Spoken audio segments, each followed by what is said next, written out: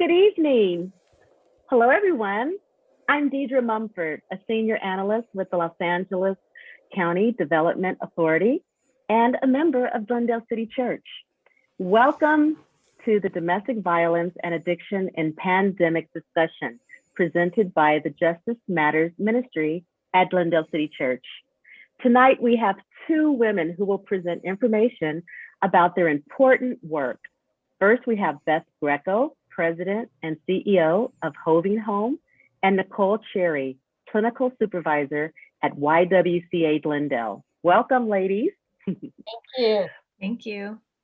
Before I tell you more about them and their organizations, I'd like to just give you the lay of the land for this evening.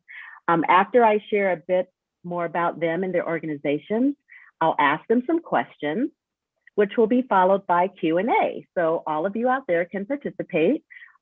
You can start chatting and I'll pick up those questions, or you can just get pen and paper, old school, and write down your questions, and we'll get to them when we can. You can put them up in the chat after you think about it a little bit.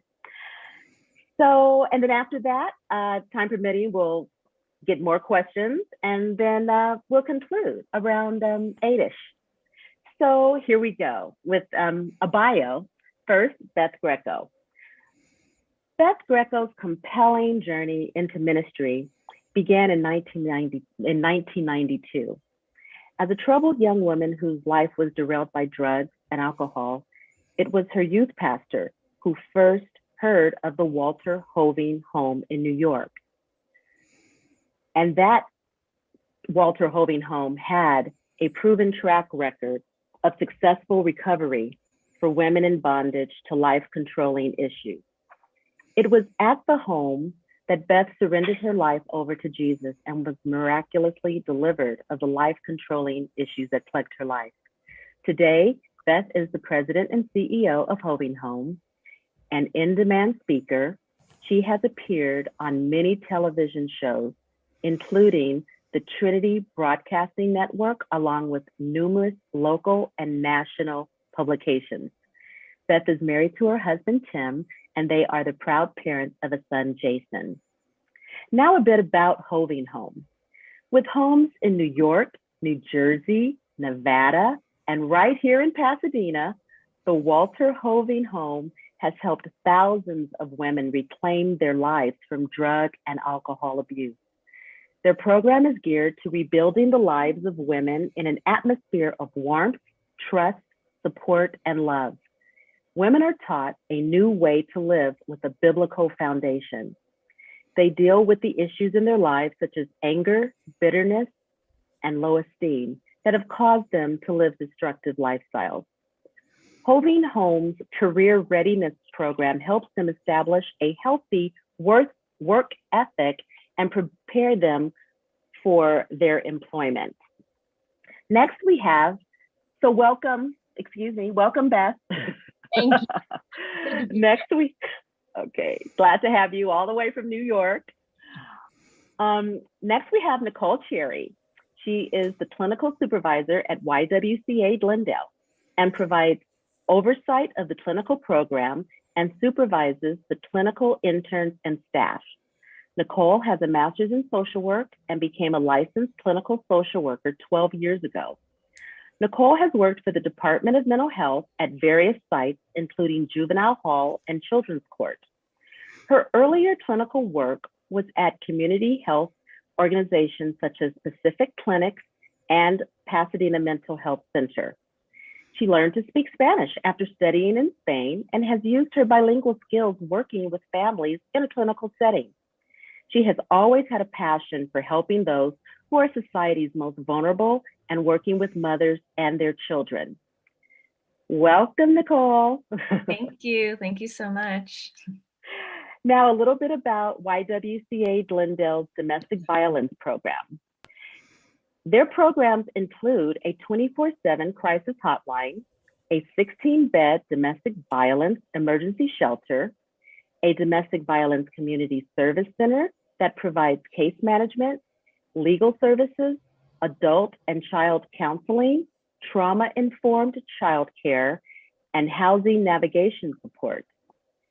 A violence prevention education and outreach program, and comprehensive year-round girls empowerment program using a violence prevention lens. Thank you again, ladies, for being here tonight. You are very welcome. We're going to start off with a couple of questions. I'll start with Beth. Beth, please describe the range of addictions your participants receive treatment, counseling, and resources for. Okay, so we work with women that are ages 18 and up, so there's not a top end. So our oldest that's ever went through our program has been 78, and range from people that their lives have been just completely shattered by substance abuse, either drugs or alcohol, and then those that are just starting in the lifestyle but want out before it gets horrible. So all different ranges, all different ages, different areas. Last year, our organization served in our 4 states, 33 states, where people came from all over the country. Pasadena primarily serves the West Coast for us, and so they right on the West Coast we see a lot more methamphetamine addiction. East Coast, you're looking more opiate, but it's all over. But I would say that our the ones that we serve in California usually are meth or really strong alcohol, and so the physical part of it isn't as difficult with meth as the mental part of it and the crisis that comes with that drug. So they just come to us, and like I said, they're from all different backgrounds, they're all different races, all different ages. And we just try to provide a really loving place for them to come to feel safe enough to change. We have mentoring, we have counseling, we partner with counselors outside of our work. And so the women are walked through, because we actually believe that the root of it is not the substance. The root is the thing inside that just causes the need to be numbed, the pain, the trauma, the hurt. And once we dig into that and see change there, transformation, people begin to get free. And we're a Christian organization, so we believe that there's power in Jesus and in the Word. And so we have a curriculum that is Bible-based, where they just really learn that they're loved. And once you know you're truly loved, you actually can break free of the things that hold you. Wow, that's a full service program. I'm curious, is there residential involved? We are residential, so we have a 6-month option and we have a 12-month option. So we're long-term, and they can live with us. We recommend our 12 months, and then after the 12 months, there's an additional year that they can live with us for transition. They can get in, live there, and make their way back slowly into finding a way to be successful, finding a good community to go back to. Okay. Thank you, Beth. Nicole, please describe the range of abuse and threatening behavior your survivors receive counseling and resources for. Thank you. So, domestic violence really covers a lot of different behaviors, whether it's financial abuse, it could be where they're controlling all of the money. And so the survivor really feels like they're a prisoner and they're isolated because they have no means and resources, because that's all being held by the abuser. Of course, that covers all the physical abuse, sexual abuse, and sexual abuse is sometimes a confusing one, because survivors think, well, I'm in a relationship and the relationship is consensual, so how can there be sexual abuse? But it's when there's coercion and there's anything where there really isn't their consent. So that's part of what we do, is we educate them in our domestic violence education groups. That's one of the groups we run. And they learn things like that, where, wow, I didn't realize that all the things that I was experiencing was also abuse. I thought it might have just been because he or she hit me one time, or, things like that. So And more recently, there was legislation passed where coercion was deemed part of domestic violence. So it doesn't have to be physical, it doesn't have to be sexual, it doesn't have to be, any of those things. It could just be that there's coercion involved, and that could be considered domestic violence. So we have, participants who've experienced, unfortunately, all of those types of abuse, and then we have participants that might have just experienced one of those. And it doesn't matter. We like to say, everyone experienced something that was, unwanted and something that they didn't deserve. And we're just here to help them through, processing all of that trauma, whether that trauma was, one incident or whether that trauma was over years. And we also like to work with participants who have experienced domestic violence at any point in their life. Sometimes we have survivors who come to us after 15 years of the abuse has stopped, and they never got, assistance or help or support working through those things. So I think it's important to remember that no matter where they are in their recovery or where they're at in their stage of life, we're here to help them when it comes to dealing with domestic violence and anything that they've experienced that was traumatic in that way. Well, that's very important to know that it's, any time that it may have occurred, that you guys are there for them. I wanted to ask, how did both of your programs, and Beth, you can go first, how did the program delivery pivot when COVID-19 hit? Because, you all are used to face-to-face. You require in-person interaction, and I'm just curious how you all handled that. Yeah, I mean, like the rest of the country, we thought it would be 2 to 3 weeks and it would be over. and here we are a year later, right? So our pivot really, what we had to pivot quickly in terms of our volunteer base, because a lot of what we do is volunteers and they couldn't come in. And so we very quickly began to have classes over Zoom, began to have one-on-one mentoring and counseling over Zoom, begin to navigate the technology world. And I think the things that that were the hardest for our women that were with us was the lack of being able to see their family and their children during that time. Trying to navigate family relationships that are broken but being healed, and then all of a sudden there's just now the inability to be together. That was incredibly difficult. And so we had to navigate. So of course we went to FaceTime and began to try to be creative in the way that we allowed those interactions. And then as it went longer and longer, I felt like we were pivoting all year. I felt like that we would feel like we had something under control and then there was another pivot, right? And there was something else, but we really just kind of kept reminding ourselves to stay steady, that we were going to get through this together. And, the place that it also affected us highly was in our census. So in a program like ours, we have to be bringing people in from detoxes, and as detoxes cut their numbers, the ability to get them the first stage before they come to us was cut. And then to bring them in and have to be at half capacity. I mean, we have 48 beds, and to have to cut that and not bring people in. So there's not bring them in. We couldn't bring them in, and we started intakes back. But it's hard when you're coming into off of the streets or off of drugs, and you get put in a quarantine room, and you're all in your head. And so we had to really figure out the pieces of partial quarantines and separation, but not isolation. And it had some real challenges.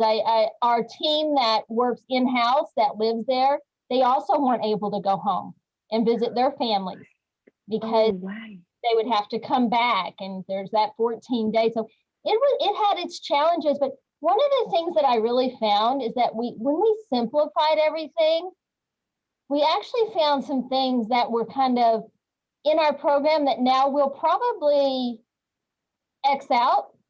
That they were just a little bit like, they were there, but maybe they weren't the most effective, and we just did them for so long. And so we were able to really refine our program, and we decided probably a couple of months in, hey, if we're going to be in this situation, we're going to work on something in-house that it's been too busy to do. And so we just began to pivot and make some things happen that otherwise it was just too busy to do.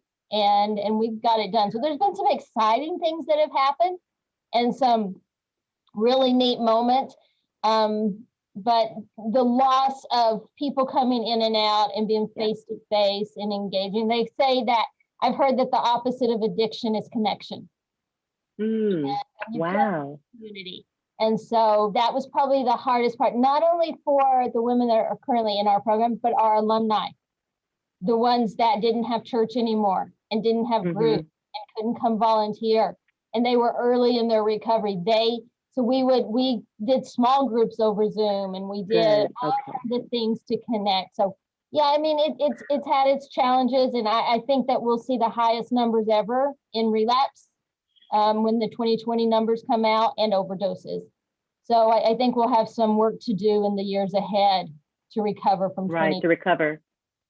Wow. But that's really, really, really good to hear how you all did, the Zoom and smaller groups, and wow, that's great. Nicole, how did YWCA Glendale manage? Well, similarly to Beth, we had to do it quickly. And also similarly with domestic violence survivors, like we didn't want them to feel abandoned. We didn't want them to feel abandoned. We didn't want them to feel isolated any more so than they already were feeling prior to COVID. And like Beth said, we thought it'd be a couple weeks and then we'd be back in the office in our group. So we converted to telehealth very quickly in the clinical department. That was a challenge, but once we did that, we really captured our clients. So I was really proud that we didn't, lose a lot of our client base to, lack of access. Even if they didn't have internet, we tried to still, call them or connect with them in some way. We continued the food bank. So if they needed food, they could still come by on a weekly basis. And, we instilled all the CDC guidelines for when we did have in-person events like that. But our shelter never closed. And so we did do hotel stays, for quarantine purposes before they came in. And that's what you said really resonated, because some of them felt so isolated being in that hotel, even though they knew they were going to go into the shelter. So we had to really try to find ways to connect with them, to make them feel that we were still supporting them before they got into the shelter, because the shelter has that, home feeling, and, people are there to support you, and there's always staff there. At the hotel, they're there by themselves, sometimes with their children.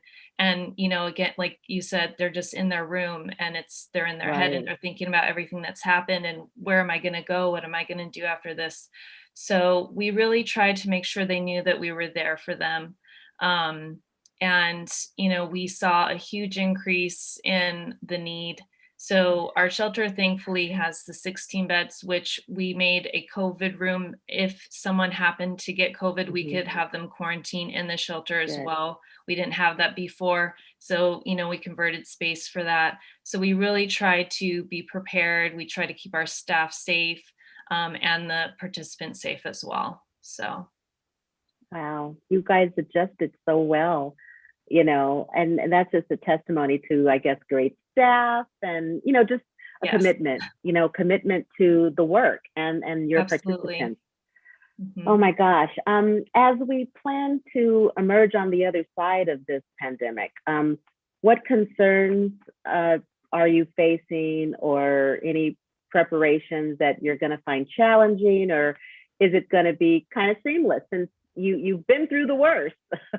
Is it going to be a big deal, or what do you think, Beth? I think for us that there'll be some challenges. One is it'll be interesting to see how many of our volunteers we get back after 14, 15 months of very little. I mean, there was phone calls and we did our best, but our service days, our church days, the things that we did that people came in as groups, those all had to stop. And so it'll be interesting to see how those come back. And like I said, we also learned a lot about ourselves in the time period. Like, there's things we can be doing simpler and better and more effective to give better service to our women. So I think that coming back, I think we're just all so excited about coming. I mean, we've been there, but the volunteers, they want to come back. People want to be able to go home again and be physically with their kids for weekends or passes. And so those kind of things. I think for us, the building back of our census is our biggest concern, is building back up to full capacity. Because normally we run at 90% full all the time pre-COVID. And so getting back to, since it's getting back into the detoxes, the gels, speaking to where the women are need us next. So getting back in there, while those are all closed, it's really hard to share hope when you can't get in anywhere. When you can't, yeah. How about you, Nicole? Any emerging issues or challenges that may occur? Well, right now, opening up. Yeah, right now we're really trying to gauge, how soon we can open up, what that will look like. And it's interesting, but for the clinical aspect, in terms of our therapeutic groups and individual sessions, a lot of the participants have enjoyed, being able to do the telehealth. A lot of them, of course, if they had families, they were home, so they didn't have to go and drive somewhere. With work, sometimes we could be more flexible. The clinical staff has been able to meet with them at different times that maybe they wouldn't have been able to because our office wouldn't have been open at that time. So I do think we have seen some positives from being able to pivot because of COVID. And I don't think we'll keep all of those, but I think we want to retain some of what we've learned. For example, sometimes if we had a survivor who was having a baby, we wouldn't see them for a period of time, because if they weren't in the shelter, they weren't coming into the office. Now we could see them the same week, in a session. And I think that being able to have access to people in those situations, we want to continue that. But we also are excited about going back, into the office, being able to have those groups in person. I think some participants have really missed that. They miss that connection. And so being able to provide that for them again is something that we're all looking forward to.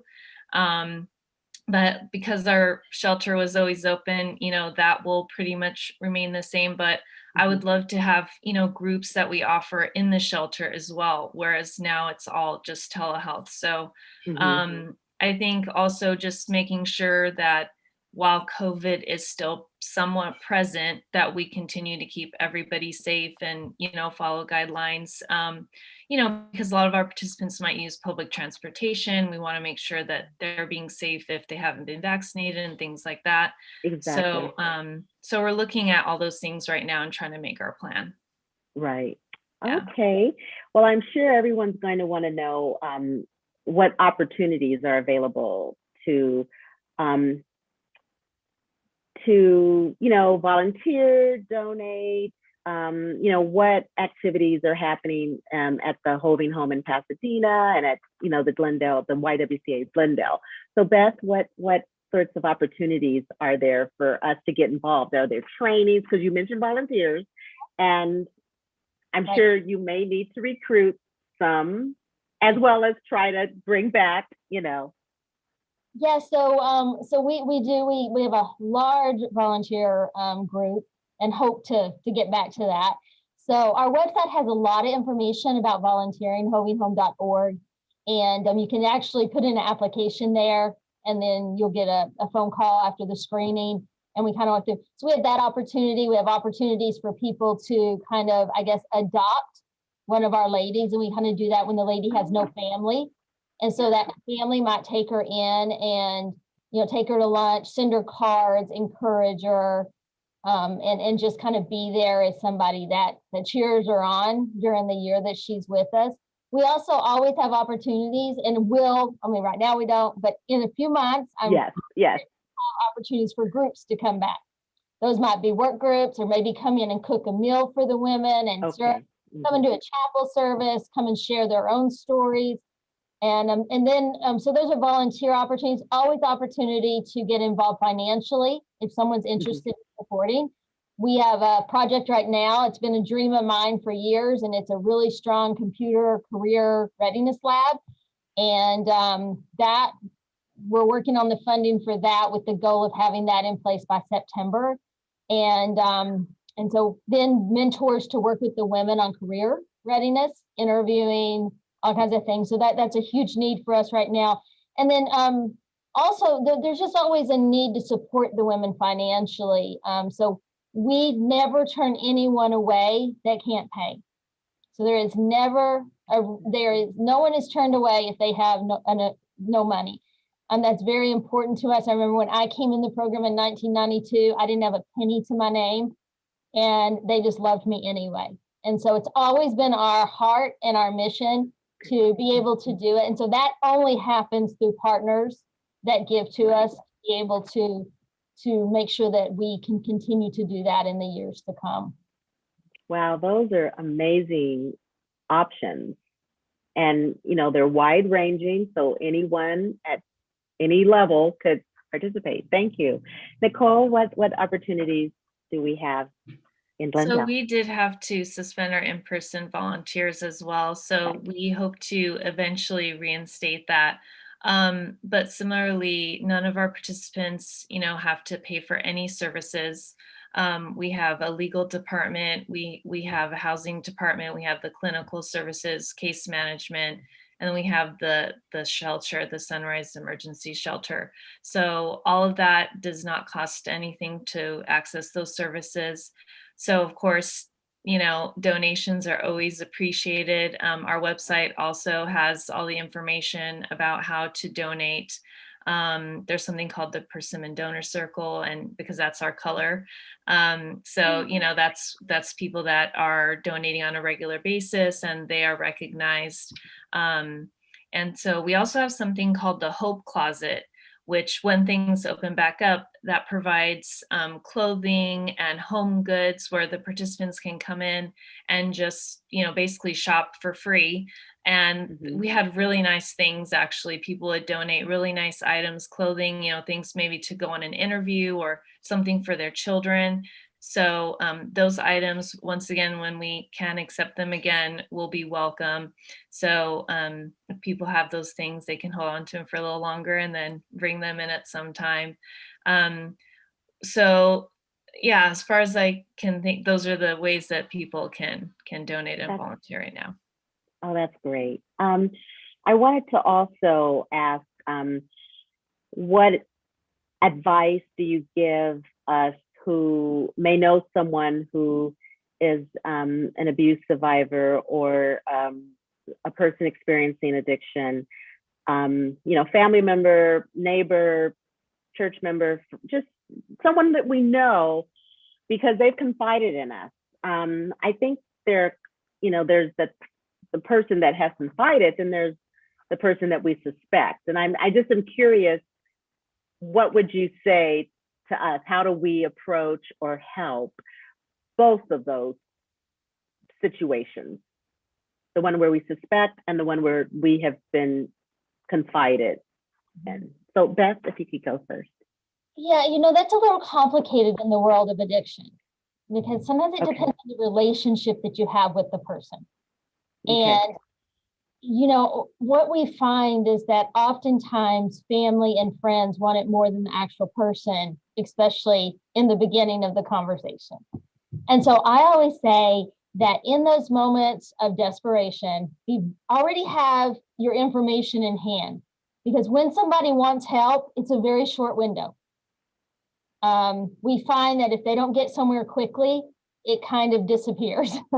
And so already begin to, as family members, if you suspect, begin to try to find some resources. So when something does fall apart, and it will in the addiction world, be ready with some options, be there. But, you know, I just tell families all the time, you know, there's a lot of opinions out there about what family members should do. You know, tough love, or, you know, too much, or this or that. enabling, tough love, the two opposites, right? And I always Mm-hmm. just tell families, you know, you have to do what you can live with. I mean, Wow. there are some parents that tough love is what is needed, but they have to be able to live with that decision. I mean, my parents did tough love with me and it worked. But I have known others where it just didn't, and the effects were devastating. So it has to kind of be, but I just say, express love, express support, but maintain boundaries. Figure out what those boundaries need to be. And unfortunately, a lot of people in addiction have some unhealthy people around them too that struggle with boundaries, and it all gets mixed up. But I would offer to anyone listening that you can call us and we can help you find a place. We have referrals for women, we can help. We've got referrals if we can't. We have referrals for men, for teenagers, mothers with children. And but there's help out there. And I just want to say, never give up. Don't lose hope. Just don't, because people, I mean, God can change people and people can change. And the road to somebody coming out of addiction, man, it's long and it's hard and there's no easy answers. Everybody wants this little package that's wrapped pretty and this will solve the problem. And there's nothing pretty about what we do to help get out of addiction. It's ugly, it's messy, but man, if we can stick with people and really walk them through that journey, it's worth it every time. And so I would just say, reach out to some people, reach out to a pastor, reach out to a program like ours. Don't do this alone. Don't try to figure out alone if you're a family member. And while there's no groups with the pandemic, all those groups stuff, it's hard to find help, but just keep trying. And if you're addicted tonight and you're watching this, don't give up. Just keep trying. The only time you fail is when you quit. So just keep trying. Go to another place, go to another person, talk to someone else, and do it until you see victory on the other side, because it's waiting. And if we can be of any help, we would love to, because our heart is that all people find hope and freedom. So. Wow, thank you. That's powerful. Wow. I wrote down a few things. I think you saw me looking down and I was trying to be cool and write. Okay, Nicole, can you give us some advice for survivors of domestic violence? Sure. How we interact. Yeah. Sure. I think first and foremost is just to be supportive. I can't think of any survivor of domestic violence that doesn't have shame and guilt associated with it. And I think that's really difficult when you're going through all the trauma that you've been through and trying to process it.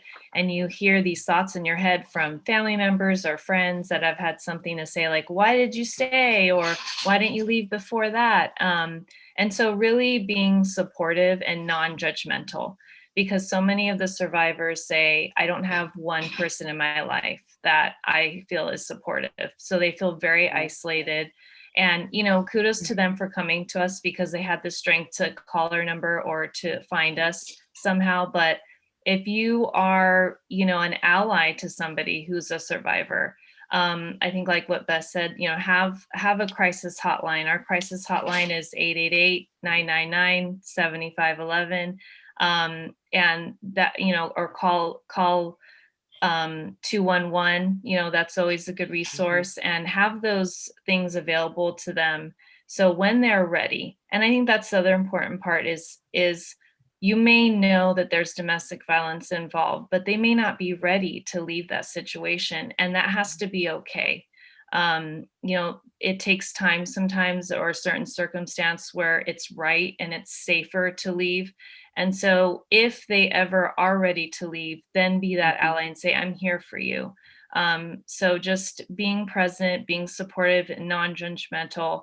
And like Beth said, having that resource would be really, really key. I think some people don't always know that the YWCA Glendale is a domestic violence program, or we have domestic violence programs, because it's not on the front. It's right. We don't want to always have that out there, but we want people in the community to know that that's what we do and that's what we're there to help them with. That's right. Wow, thank you. this work has to be, very stressful, and it has to take a toll on you and your staff. I'll ask just you personally, what do you both do to practice self-care, to just be present for everything that you must have to face every single day?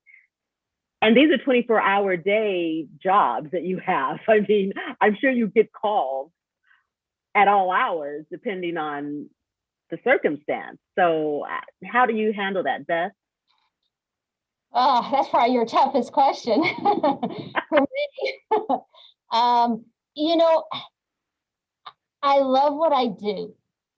And so it very rarely feels like work. But I also recognize the need to respect, as a Christian, to respect that the Lord said I need a day of rest. And that's right. Was the easiest thing for me. And so really becoming incredibly intentional about making sure that I do set aside time. I love to read. I love to read old Westerns, and I'm going to tell a little secret here. I love to read Amish novels. I think it'd be so easy to be Amish, but it relaxes me. So I love to read. I love to be in the sunshine, especially in the middle of winter in New York. But I love coming out to California and enjoying y'all's beautiful sunshine. And just really, I have a great group of friends. I have a tribe around me that are just incredible. And I'm just, I love what I do. So I'm not somebody that achieves balance very well. I just don't. And I've accepted that about myself. So I try to live present wherever I am. So if I'm at work, I'm all in. If I'm on a rest day, I'm all in. If I'm with my family, I'm all in. And doing that has worked for me, where I just kind of try to stay present and intentional. And it doesn't mean that if I'm my rest day, my phone rings, that it sends me into orbit. It doesn't, but my tribe, my friends, my wonderful coworkers know, hey, this is kind of the day that she likes this. So if it's not an emergency, let's just kind of give her a moment. And so that's great. I take vacations. I'm a believer in long vacations. Excellent. Oh, that's great. I love that you have a tribe that knows when to insert themselves and when not to. Okay, Nicole. Well, I'm better at preaching it than practicing it. I tell all my clinical staff, we talk about it all the time. Self-care, self-care. So if I do it when I should, I try to exercise. I think I found that's really worked for me if I'm stressed out or, overwhelmed, going outside and, just getting my body moving in some way. I think especially with COVID too, just going outside has helped. Right. If I can get there, the beach or something, but that's not always accessible. And just spending time with loved ones. I have 2 kids, so I try to, be active with them, whether it's in, doing a sport or something, or going somewhere for a day trip, that's safe. Right. But those are the types of things, enjoy the moment. And I love what you said, Beth, about being present. I think that's so important, and just for everything in life. Yeah, that was great. Thank you, ladies. It seems we have some questions. Let me ask a couple. One person is asking, any tips on how to show empathy and support when having to use Zoom instead of face-to-face? Wow, that's a good one. Beth, you want to go first? Sure. I just kind of, when we first started using a lot of Zoom, I kind of just called out how uncomfortable it was. I just kind of said, hey, I know this is not face to face, but let's just act like we're right here at a table. And, on some of the Zoom calls, you have a cup of coffee together, so it kind of depends on what the conversation is about. But I think one of the biggest challenges for me is eye contact.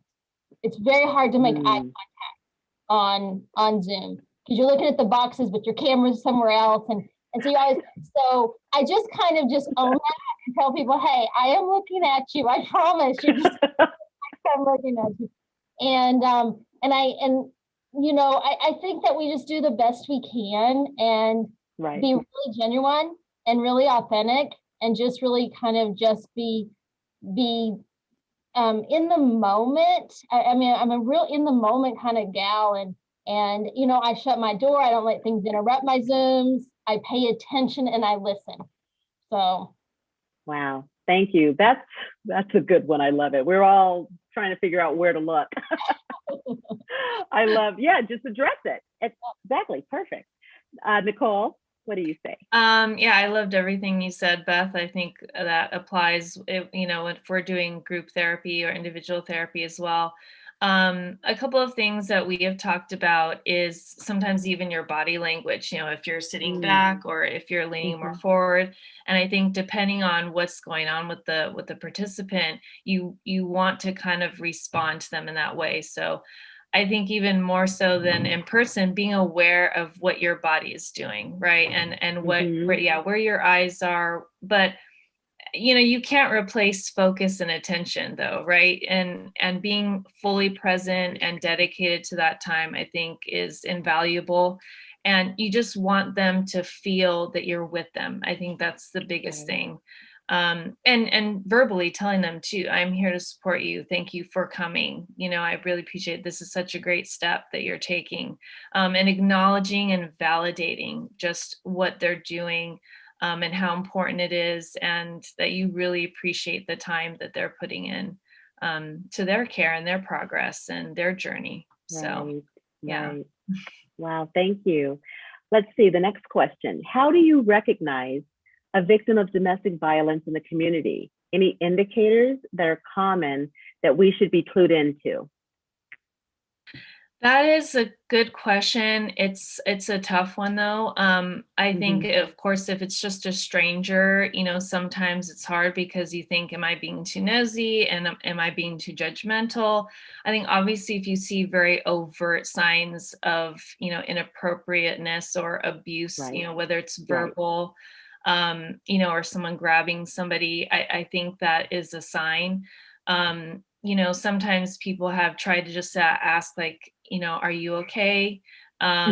Just a simple, and sometimes people say, oh, well, mind your own business. That's none of my business. But I do think that more and more I'm realizing that just being more aware of people and showing that you care, even if, somebody rejects that, I think it's important just to show, like, oh, are you doing okay? Are you all right? I think that's actually a really good, something that you can do as just a good Samaritan, right? Just a caring person in the community. Exactly. If it's somebody that I think you could see maybe a change in their behavior. Maybe they become more withdrawn. Maybe they're never available. So you'll see a shift in their behavior if they're now in a relationship that's very unhealthy. So I think that's a red flag. If it's somebody in your family or a friend that you are familiar with, and what's different? I wonder what happened, So be aware of that, like, shift in behavior, and definitely the isolation. That's one of the major red flags is, usually the abuser wants them to be isolated, and the survivor feels, again, that shame and guilt. And so, it's really hard to tell somebody that you're being, abused or you're being treated a certain way.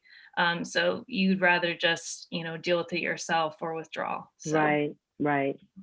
Beth, are there any indicators that we could look for that might help us identify someone who might have addiction? Yeah, I mean, it's really, behavioral change is huge. Okay. Kind of attitude, especially in younger teenagers, complete shift, feels like it's overnight. You don't know who they are. There's a lot of trainings out there to say things to look for, because with addiction comes often paraphernalia. So there's things that you can look for that you might not recognize as being signs of someone using drugs. You've got the spaced out behavior. Different drugs give different behavior. And but change of personality is huge. But you know, I always tell moms and dads, watch out, not every change of personality is drug related. Right, Right. right. But if you add that to one of the things, if you've got teenagers, is a very clear shift of friends, the friends they hang out with. Yeah. Very quickly. And sometimes can be an older crowd versus kind of that situation. So as a teenager, I think that, you know, if you've got an adult using drugs, you know, missing work, not showing up for family functions, just, you know, just kind of an attitude of they don't care, kind of don't bother me, don't pay it, you know, it's my business. And so and you know, just neglecting the relationships that they've cared about can be one of those signs. Right. Let's see, another question. What is the YWCA Women's Shelter like? Have you been able to continue to have women in residence there? I think we did touch on that just a little bit, but just Yes. one more time. Well, it's a 16-bed home, and I do have photos, but I don't know if we can show them right now or not. I hope that. Oh, yes, I think. Yay! Oh, there we go. God. Thank you. That's beautiful. You ask and I asked and I received.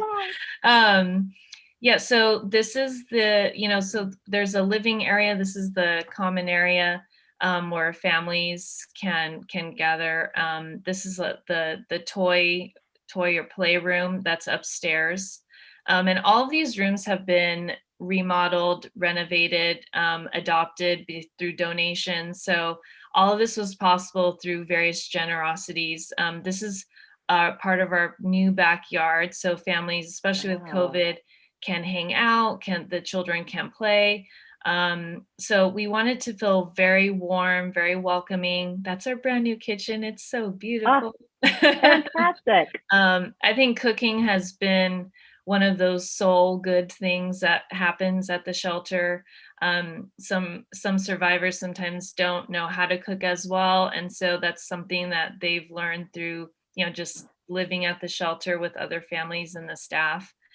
That's one of the bedrooms. So we're really proud of it. I think it's providing a safe, you know, cozy place for survivors and their children. That's one of the activities we do. So we try to make them feel welcome and a part of a larger family there, and has never closed. So it's always open, even through COVID and everything. It's remained open. So yeah. Wow. And Hoving home in Pasadena, about how many beds, or is it congregate, or do they have their individual? No, they share rooms. It's different. Okay. It depends on the size of the room. But we bought the old Miramonte Hotel on El Molino. I know that. And so it's a 3-story hotel. It's gorgeous. Yeah, renovated it, brought it back to life. And so we have 48 women in the program. Then we have room for transitional of about 8, and then some of our staff live on the top floor. So it's a really gorgeous place, and we were so blessed to get it. We started out on Madison, and then about maybe 15 years after that, bought that, and it had been destroyed. It was kind of it had really been destroyed, but so we bought it and put a lot of money into it and renovated it. And it's just a gorgeous area, gorgeous place. It's so beautiful. Yeah. Very okay, I know exactly where that is. Nicole's is that the more you can make something feel like home, the more comfortable. And it's the same with us. You know, one of our real mantras is we're hospitable. So when you walk in, we want you to feel like it's your home. That's really important. It's not a program. It's a home for the time you're here, and this is yours. And so we try to live that out. So. Wow. I have one other question, and then we're probably close to closing out. This question is, as a teacher, I'm a mandated reporter for my students. What if a student talks about abuse, not to them, but abuse between their parents? Any advice? That is, that's a good question. And unfortunately, when our survivors have children, many times DCFS is involved. So if a child has been present and there was a dangerous situation in the home, DCFS can come in and just assess the situation and see if it's safe for the child to be there. If there was a domestic violence situation that they can show or that was proven that did occur, they do have the right to detain the child sometimes. They don't always, but usually what will happen is if that threat or that person who caused the threat or the violence is no longer physically there, then they will not take the child. So I think that's, being a teacher, that's hard. You have, you're trying to care for the child, but even if the child is not a victim of the violence themselves, sometimes you should just call DCFS to consult and see if it's reportable. I think that's always safer because DCFS is involved in a lot of our cases. And it's hard because we don't want the children to ever be possibly taken away from their home, Right. but it really is Right. just for their safety. And DCFS will deem what's best. So. Right. Wow. Thank you for that answer. Wow. In these last closing moments, I wanted to acknowledge that it's, Women's Month. And here we are with two awesome women who have shared so much information about themselves and their work and, advice for us who, we want to do something, we want to know what we can do. And in this time of reflection over this past year where we've been still and silent and haven't been running around, we've really, been looking inside ourselves, and our Justice Matters ministry has been just trying to just inform ourselves so that we can be better friends and neighbors and community members and get involved and learn how we can help others. So I don't know, I feel like in honor of Women's Month, I have to ask you something like, oh, I don't know, who's your favorite female person or your female mentor or someone that was your female mentor? Because, I think all of this is us sharing our stories and empowering one another. And what better way than to honor like who your mentor was or someone that you looked up to that helped you in your field, because you're inspiring and you're literally saving lives is what you're doing every day. So I feel like I want to know, like what's behind it. Was there a woman? Was there someone? Well, I'll go first. Okay. Well, first I have to say I have an incredible mother. And so, I've always known that no matter what I did, my mom was in my corner and loved me. And so when you have that, you're already a step ahead, right? When you have somebody that that no matter what's in your corner. But probably the most influential woman in my life outside of my mother was when I first came into the program, there was a director her name was Debbie. And it was really hard to be in a program. My life was a mess. I was 21 years old, struggling out on drugs. Nothing made sense. And I remember going into her office in the first couple of weeks and I said, I can't do this. I can't change. I do not see a way out of this. And I said, so I think I'm going to go. And she stopped me and she said, listen to me. She said, you may not be able to believe it right now, but if you will let me believe it for you, we will walk this journey and you'll see freedom. And she walked that whole next 18 months with me and still is one of my good friends today, and just really showed me. And I didn't know, that kind of stick with you kind of person before, except for family. And she spoke into my life, and she was somebody that always amazed me. She had never touched a drug in her life. She had never drank alcohol. She had never smoked a cigarette.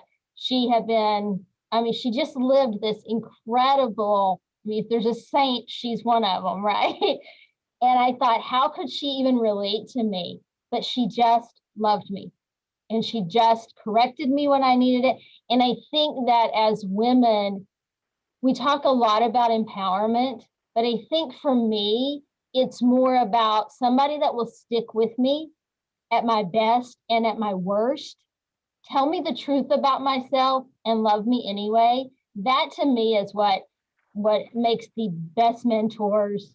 And she was. And so she's been so influential still in my life today. And that's 29 years later. So. Wow, thank you. Wow, that's good. Nicole? That's really beautiful. um, I also think about my mom, and she's a teacher, and I knew at a very young age that I don't know, I always wanted to help people, and I especially loved children. And so I think my mom was a big influence. Just, you see that person in your life, and my mom is a teacher and a caretaker. She's helped me with everything from parenting to, everything in life. And like Beth said, she's someone who's always there. And I would say professionally, it's Ann Deeping-Yalko. She was this clinical supervisor before me. And we met at our kids' preschool, and we just started talking, realized we were both LCSWs, and she worked at the YWCA Glendale, and she was going on maternity leave. And she said, would you happen to be available? Would you want to cover me during my leave? And she really, trusted me and gave me that opening. And when she ended up going full time with her private practice, she said, you should really apply. You should really apply. And she always believed in me. And I thought, how, what's giving her this confidence in me that I didn't know that I had myself? And she did tell me, though, she said, sometimes being a supervisor can be lonely, because you feel like, you're in charge and you're by yourself a little bit. And so I still will call her, I will still call her, and I tell her that, she's my hero, because she is amazing. She does all these wonderful things for women in the community, in her private practice. And she's an amazing mom and wife. And I just see her as this, person that inspires me all the time. And no matter what mistakes I've made or anything, she's always just there and it's like, you can do it. You can do it. I'm like, okay. Wow. So yes, I really appreciate her. That is wonderful to hear that both of you have, people, in your lives that, saw you and supported you, and still do. That's just really remarkable. Let's see. I just want to say thank you so much for joining us. Beth, is it past your bedtime? Because is it like 11? We really are thrilled that you were able to step in and participate. I mean, you guys, we have the president and CEO of Hoving Home, so thank you for staying up with us, because it's only 8 here. We're just getting started here.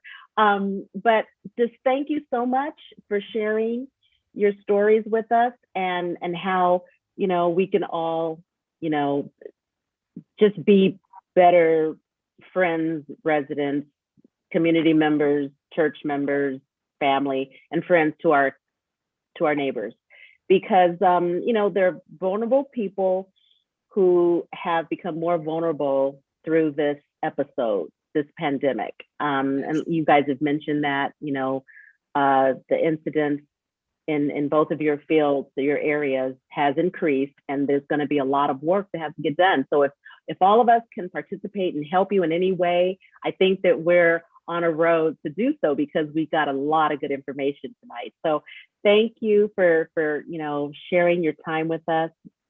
And I want to thank the audience and those that participated and asked questions. Thank you.